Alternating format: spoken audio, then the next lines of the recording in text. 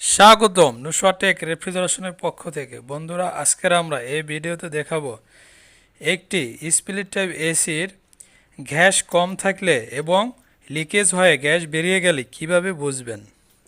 বন্ধুরা, এটি একটি স্পিলিট টাইপ এসির আউটডোর ইউনিট। এখানে দেখতেই পাচ্ছেন আপনারা আজ জমে গেছে। এখন আমরা গ্যাস চেক করে দেখব কত পিএসআই গ্যাস আছে ইউনিটের ভিতর। দেখতেই পাচ্ছেন আমাদের ডিসচার্জ লাইনে কিন্তু আইস জমে গিয়েছে। তার মানে আইস জমে থাকলে স্বাভাবিকভাবে আমরা বুঝি যে আমাদের গ্যাস কম আছে।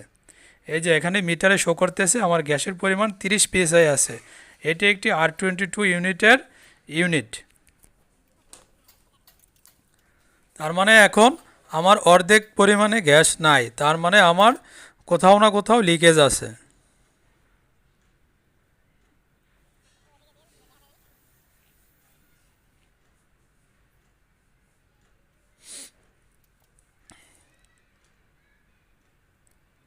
দেখতেই পাচ্ছেন আপনারা,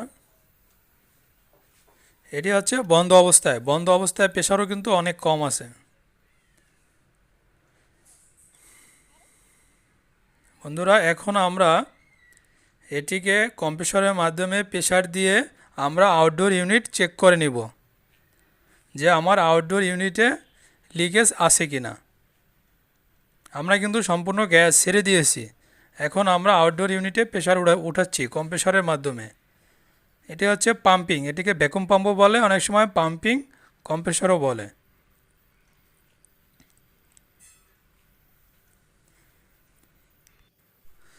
আপনারা দেখতেই পাচ্ছেন আমরা সম্পূর্ণ ইউনিটের ভিতর এখন কম্প্রেসরের মাধ্যমে বায়ুমণ্ডলের যে হাওয়ার চাপ সৃষ্টি করে আমরা 200 পিএসআই প্লাস দিয়েছি।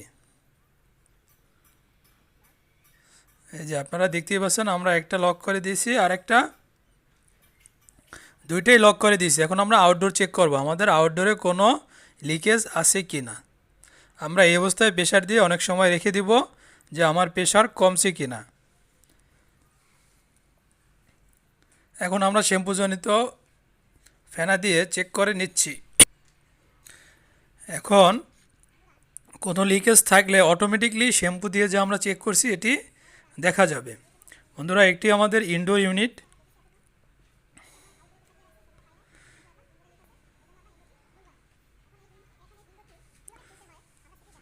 আমরা আউটডোর ইউনিট প্রেসার দিয়ে রেখে দিয়েছি। এটি যদি আমরা লিকেজ এটি আমরা 7-8 ঘন্টা অথবা একদিন রেখে দিব। যদি কোনো প্রেসার না কমে তাহলে বুঝতে হবে যে আমার ইনডোরে লিকেজ আছে। আউটডোরের লিকেজের প্রেসার যদি না কমে বুঝতে হবে অবশ্যই আমার ইনডোরে লিকেজ আছে। তখন আমার ইনডোর খুলে ইনডোরটি চেক করে ইনডোরের প্রেসার চেক করে দেখতে হবে। এখন আমরা ইনডোরটি খুলতেছি।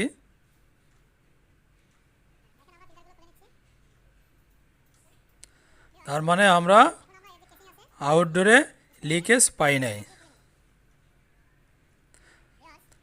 বন্ধুরা, আমরা আউটডোরে লিকেজ না পাওয়ার কারণে প্রেসার একদিন রেখে আমরা চেক করে নিয়েছি।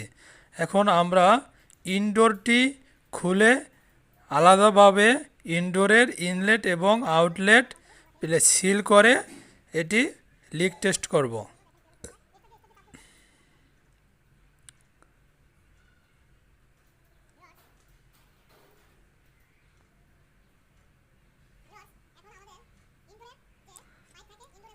এটি হচ্ছে ইনডোর এবং আউটডোর ইউনিটের পাইপের সাথে যে কানেকশন নাট সকেট, এটি আমরা খুলে নিচ্ছি। এখন এগুলো খুব সাবধানে খুলবেন, আস্তে আস্তে খুলবেন। খোলার সময় খুব সতর্ক থাকবেন যাতে অন্য কোনো তার বা অন্য কোনো নাট সকেট নষ্ট হয়ে না যায় এবং ড্রেন লাইনের পাইপও সাথে থাকে। খুব সাবধানে কাজটি করবেন। দেখতেই পাচ্ছেন আমরা নাট সকেট খুলে নিচ্ছি।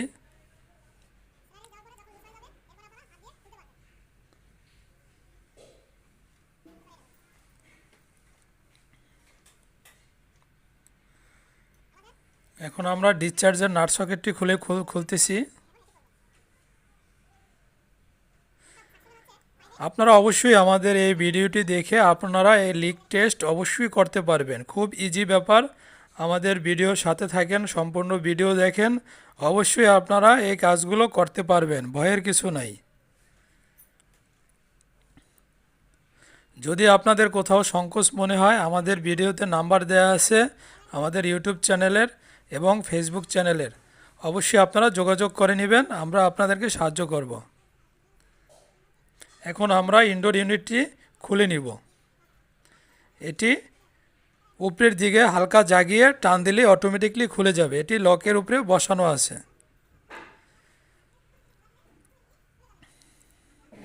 এই যে আপনারা দেখতেই পাচ্ছেন, আমরা উপরে জাগাইছি কিন্তু, হ্যাঁ, জাগিয়ে আমরা এখন এই যে টান দিলাম, অটোমেটিকলি খুলে চলে আসছে। দেখতেই পাচ্ছেন আমি কিন্তু একটা অনেক লেডারের উপরে দাঁড়ানো, তারপরে অনেক ইজিভাবে ইউনিটটি খুলে নিলাম। এই যে আমাদের ইনডোর ইউনিটটি খোলা কমপ্লিট হয়ে গেল। এখন আমরা আমাদের সার্ভিস পয়েন্টে নিয়ে আসছি। এখন আমরা এখানে বসে আমাদের ইনডোর ইউনিটটির সার্কিট খুলে আস্তে আস্তে পার্ট খুলে আমাদের কুলিং চেম্বারটি সম্পূর্ণ আলাদা করে প্রেসার দিয়ে এরপর আমরা লিক টেস্ট করব। দেখতেই পাচ্ছেন এটি কিন্তু সার্কিট কন্ট্রোল বক্স। এটি খোলার সময় খুব সাবধানে খুলবেন এবং কোন তার কোথায় কোন জায়গা ছিল যদি আপনাদের সমস্যা হয় তাহলে অবশ্যই মার্কিং করে নেবেন।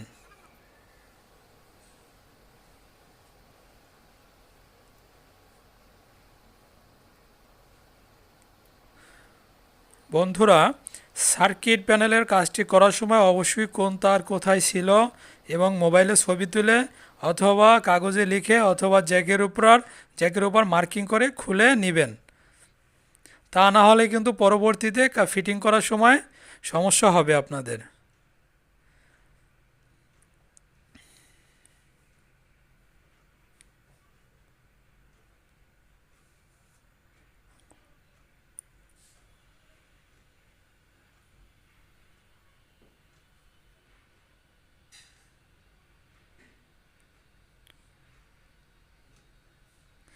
দেখতেই পাচ্ছেন আমাদের খোলা কমপ্লিট।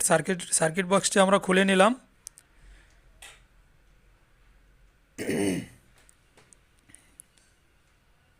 এখন আমরা অন্যান্য যন্ত্রাংশ খুলব। এটি দেখে খুবই সাবধানে খুলবেন, কোথায় কোন পাইপ আছে, কোথায় কোন নাট স্ক্রু, এটি খুলে আবার যেভাবে খুলবেন আবার ওইভাবে সম্পূর্ণ স্ক্রুগুলো লাগাতে হবে। এখন আমরা পিছনের যে পাইপের সাপোর্ট আছে সাপোর্টটি খুলে নিচ্ছি। এই যে দেখতেই পাচ্ছেন এটি হচ্ছে কুলিং কয়েলের যে পাইপ, এই পাইপের যে একটা সাপোর্ট আছে পিছনে সাপোর্টটি খুলে নিয়েছি আমরা।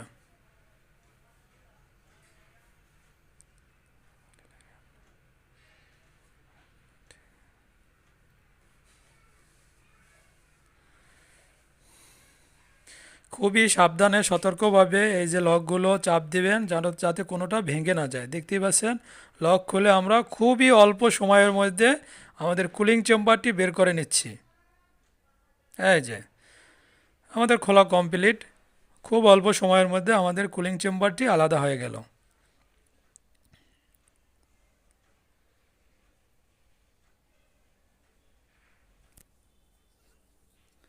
দেখতেই পাচ্ছেন এই যে আমাদের পুরো কুলিং চেম্বারটি আলাদা হয়ে গেল একটি ইনডোরের ভিতর থেকে, বোঝাই যাচ্ছে না। এটি হচ্ছে ইনডোরের অপর প্রান্ত ব্লোয়ার এবং বডি। ইনডোরের বডি এবং ব্লোয়ার ইউনিট এটা সাথেই থাকবে, এখানে কোনো কাজ নাই। মোটরও সাথে থাকবে।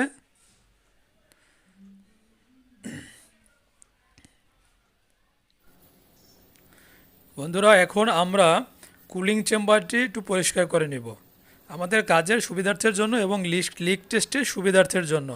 দেখতেই পাচ্ছেন আমরা কুলিং চেম্বারটি পরিষ্কার করে নিচ্ছি। এখানে যেহেতু দীর্ঘদিন ছিল তাই একটু ময়লা টয়লা পড়া ছিল, তাই আমরা অবশ্যই কুলিং কয়েলটি পরিষ্কার করে নেব যাতে লিক টেস্টে সুবিধা হয়।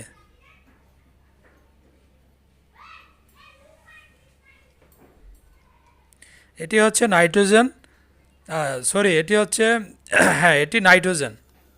এখন আমরা নাইট্রোজেন দিয়ে চেক করে নিব ইনডোর ইউনিটের ভিতরে প্রেসার দিয়ে।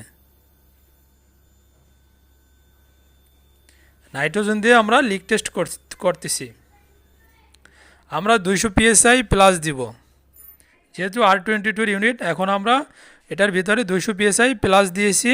এখন আমরা পুষ্কুনির ভিতর চুবিয়ে লিক টেস্ট করতেছি। আমরা এই সাইডে লিক পাই নাই, এখন আমরা অপর প্রান্তে লিক টেস্ট করতেছি।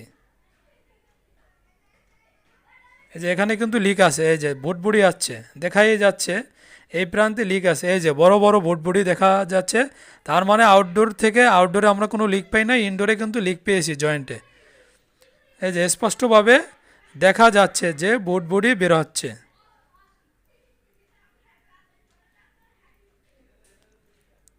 তার মানে আমরা এখন যেখানে লিকটি পেয়েছি ওই জায়গাটি আমরা মার্কিং করে নিব। হ্যাঁ, এখন আমরা লিকটি মার্কিং করে নিয়েছি।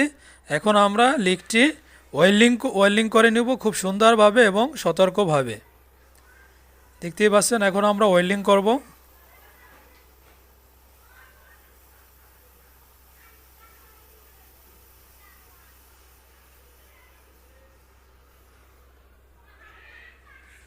বন্ধুরা, এখন আমরা লিকটি ওয়েল্ডিং করে নিচ্ছি।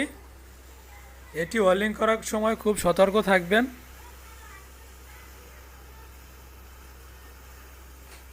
এই যে যখন লাল হয়ে যাবে, একবারে হিট হয়ে দুই প্রান্ত, তখন ব্রিজিং দিলে অটোমেটিকলি গলে লেগে যাবে। এই যে আমরা কিন্তু এখন ব্রিজিং দিচ্ছি, দেখতে পাচ্ছেন। এবং অপর প্রান্তে অবশ্যই অন্য ক্যাপিলারিগুলো যাতে নষ্ট না হয়, হিটে যাতে ইন হয়, টিন দিয়ে নেবেন। এই যে আমাদের কিন্তু এখন লাল হয়ে গেছে, পুরো হিট, সম্পূর্ণ হিট হয়ে গেছে। ব্রিজিং দিচ্ছি এবং গলে সম্পূর্ণ জায়গায় লেগে যাচ্ছে। ওয়েল্ডিং করার সময় অবশ্যই ওই যে আমরা কিন্তু ঝুট দিয়ে ভিজিয়ে নিয়েছি, যাতে অন্য কোনো প্রান্ত, অন্য কিছু নষ্ট না হয়ে যায়। খুব সাবধানে ওয়েল্ডিংগুলো করবেন বন্ধুরা, কোনো ব্যাপার না। এখন আমাদের ওয়েল্ডিং করা কমপ্লিট। আমরা প্রেশার দিয়ে আবার নিয়ে আসছি লিক টেস্ট করার জন্য। এখন কিন্তু আমাদের লিক নাই, বুটবুড়ি বের হচ্ছে না, ভিতর থেকে কোনো ধরনের হাওয়া বের হচ্ছে না। দেখতেই পাচ্ছেন আমার লিকটি সম্পূর্ণ কমপ্লিট হয়ে গেছে এবং আমাদের যে ওয়েল্ডিংটি করছি এটি 100% কমপ্লিট হয়েছে, লিক প্রুফ হয়েছে। এখন আমরা আবার ফিটিং করে নিব। দেখতেই পাচ্ছেন এখন আমরা সার্কিট কন্ট্রোল বক্সটি লাগাচ্ছি। আপনারা যারা নতুন আছেন, কোনো ব্যাপার না, ইজি কাজ, অবশ্যই আপনারা পারবেন। এখন আমরা ইনডোরটি লাগিয়ে নিয়েছি অল ফিটিং করে, দেখতেই পাচ্ছেন। এই যে এখন আমরা ইনডোরের সাথে এবং আউটডোরের সাথে যে কপার পাইপের নাট সকেট আমরা এখন লাগিয়ে নিচ্ছি। তার মানে আমার আউটডোরে কোনো লিকেজ আমরা পাই না। আউটডোরে আমরা, বন্ধুরা, কাজগুলো যদি আপনাদের কাছে ভালো লেগে থাকে তাহলে অবশ্যই আমাদের চ্যানেলটিতে লাইক, কমেন্ট এবং সাবস্ক্রাইব করুন। পরবর্তী ভিডিও দেখার আমন্ত্রণ জানিয়ে বিদায় নিচ্ছি। আল্লাহ হাফেজ।